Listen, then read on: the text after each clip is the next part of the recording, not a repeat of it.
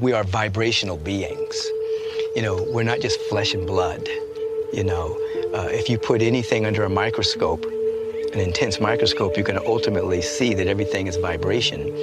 And as the scientists are now telling us, there's information there, but it's not solid. It's always moving. So we're vibrational beings. And when we lift our vibration to what we want to experience, it happens first on a vibratory level, and then it shows up and manifests in our life.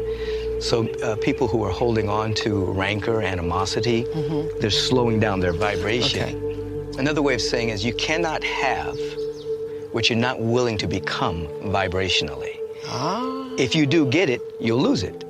Ah. You see, this is why people, they'll win the lottery, they lose everything, Yeah. or they'll finally get the person they think they want to be with. Absolutely. They can't keep the relationship, or they'll get a modicum of success but can't hold on to it because inside they weren't vibrationally aligned. They really hadn't become it. So you can temporarily manipulate and get things, but to have it completely, you have to lift your vibration and become that in vibration. You're not really attracting things to you, you're really radiating. It's really a I radiation. could cry right now. It's like if I become the vibrational frequency of love, harmony, peace, and I'm radiating that, That's the key. it's going to show up in my life. That's the key. Yeah. That's the word. You're not attracting it. You have to be it and radiate it, and then it is drawn to you. Right. And you to it. Yeah. You have to like yourself when you're by yourself. Yeah. You have to like yourself. I mean, when you're by yourself, you have to look at those thoughts, the beautiful thoughts, the crazy thoughts. You have to embrace yourself. You have to forgive yourself. You have to love yourself. And when you can fall in love with yourself and like yourself when you're by yourself, now you can be with others. But if you don't like yourself when you're by yourself, then you're pulling on others to make you happy. Is it possible to life vision when you're at the bottom? Not only is it possible, that's probably the best time to do it. When circumstances and situations are pressing in upon us, the only way we can overcome them is to go within, to actually begin to ask very empowering questions with the awareness that this universal presence and its law will answer any question that you ask.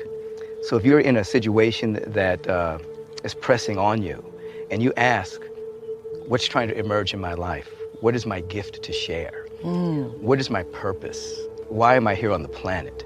Not just how can I pay my rent, not just how can I stop the pain. You ask empowering questions, the universe will answer these questions in a language and in a way that you can understand. There'll be inner prompting, there'll be intuitive hits, nudges, signs, symbols, dreams. It'll come in the language of the individual soul and heart. The difficulty is that when people are in tough situations, they ask disempowering questions. Whoa. They say, what's wrong? Who's to blame? Yeah. Why me? Yes. Those are the disempowering questions. So the universe will answer those too. It'll pull on the database of human experience and say, you were born on the wrong side of the tracks, or you were born on the right side of the tracks, or this happened or that happened. It'll give you a bevy of excuses. But if you ask an empowering question, you'll get an answer to rise above the muck. So it's all about the question, the sincerity of the question, and then the ability and the willingness to really listen, to really be available. That's where the juice is. And that is available to every human being. Whether an individual is in prison, whether an individual is imprisoned by circumstance, imprisoned in their own mind about an event that happened in their past, it doesn't matter. Once you ask with sincerity, the universe will answer. That's the way it operates. It goes back to asking the question. Yeah. But it also goes back to understanding that the presence of God has never made a mistake, doesn't do do-overs, and doesn't repeat itself. Yeah. Therefore, each of us are unique expressions of the infinite. The way the infinite gets to express its infinite nature is through its uniqueness. Yeah. Therefore, I have a mandate to discover myself, find out who and what I am, what my purpose is, and to express it. And that idea within us is infinite and is always unfolding. So it's not a one and done. It's not, I've arrived. It's, I'm always on a journey of unfolding. You grow where you're planted. You grow where you're planted. And then you ask, what's trying to emerge? What's trying to unfold? And you'll start to get hints. You start to take baby steps walking in that direction. And as you take baby steps, inertia becomes momentum. And then possibilities start to reveal themselves. Potential starts to be activated. And you find yourself, as you look back, wow, I'm changed. I'm different. Yeah. When did that happen? You have to be in alignment with it. You have to have a level of practice. You have to give up your resistance to the circumstance. In other words, you're not arguing and resisting with the circumstances. Yeah, I know this person said, I prayed, I did that. God hadn't answered me yet. Yeah. This is the deal. God is always answering. Yes. But are we receiving? Are we listening? Are we available? Yes. So prayer, meditation, life visioning, it attunes us to become in alignment with that vibration. So we actually can hear it. We can actually feel it and then move in that direction. Many people, if their prayers would be answered, they couldn't even receive it. They're not vibrationally ready. Victim consciousness is where many people live. Yeah. Somebody did it to me. The reason why I'm not happy is because he just my ex-boyfriend, my boss. The world isn't fair. The world isn't fair. They're doing it to me. The reason why I'm not happy is somebody else's fault. God did it to me. The devil did it to me. My astrological sign did it to me. The numbers did it to me. My mother. My karma. Yeah. Okay. That's the victim stage. Every victim has a victim story. You ask somebody, a victim, what's going on, and they'll give you a list of complaints about what's wrong and who did it. Fannie Lou Hamer's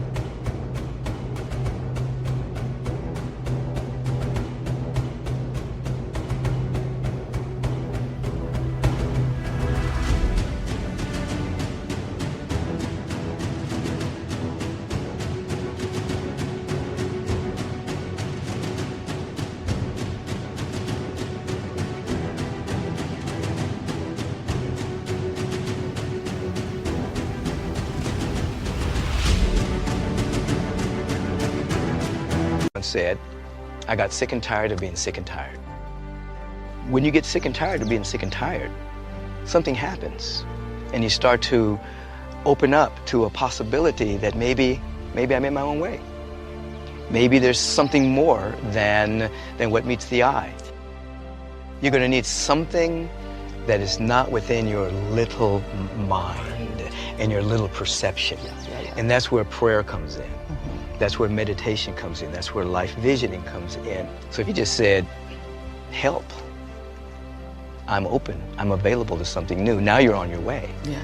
Help is a prayer. Help is a prayer. Yeah. I say, when I use the word help, I say, hello, eternal loving presence. That's what help means to me. Yeah. Hello, eternal loving presence. Wow, that's a good one.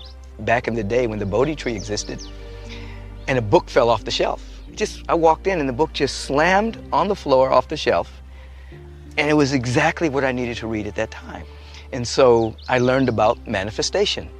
I learned about the second stage, which is how to manifest, which is establishing intention, beginning to see visually the kind of life you want to live, beginning to have conversation about that kind of life.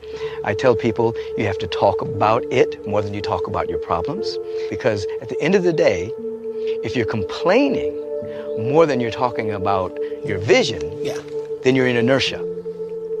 So there's a shift that takes place where you're actually talking about the possibilities more than you're talking about your issues. Yeah. You don't deny the issues. Bad things have happened to people. You're not denying that those things have happened. But it's the energy that you give to it. That is a definite true fact. If you start talking about somebody or you're engaged in a conversation where you're gossiping, before long, you're spiraling down. Energy goes into those lower frequencies. Yep.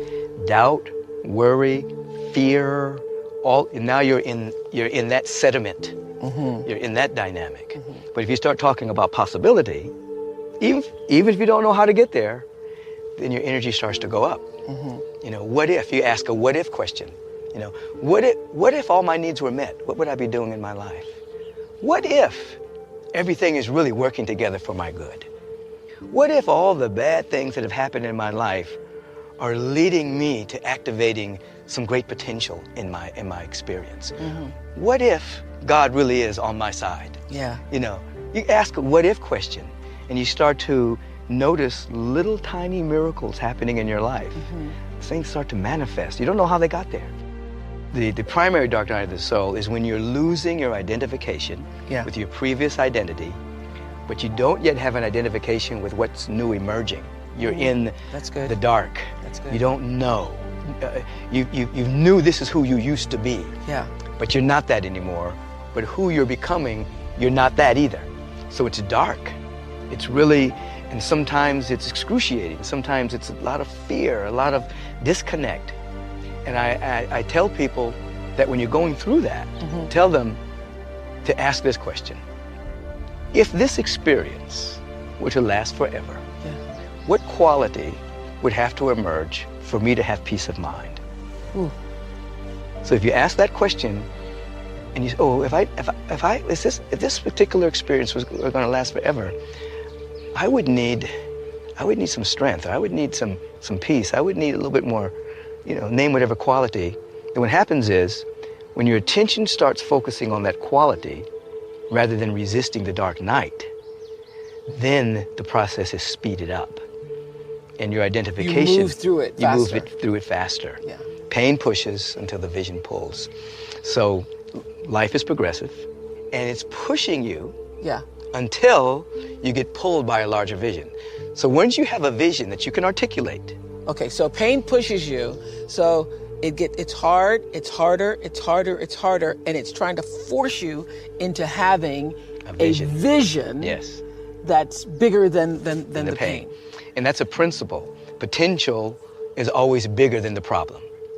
Potential is always bigger than the problem. Your potential is infinite and is always bigger than whatever problem you're going through. You begin to have a vision about the possibility. You start to be pulled by it, and then once you really sincerely embrace it, and your life begins to be, okay, when I wake up this morning, I'm going to walk in the direction of my purpose. I'm going to walk in the direction of my vision. I'm going to walk in the direction of that possibility and the potential, instead of allowing myself to go, oh, woe is me, or I can't believe, or that. I'm going to walk in the cosmic 2x4 doesn't need to hit you as much.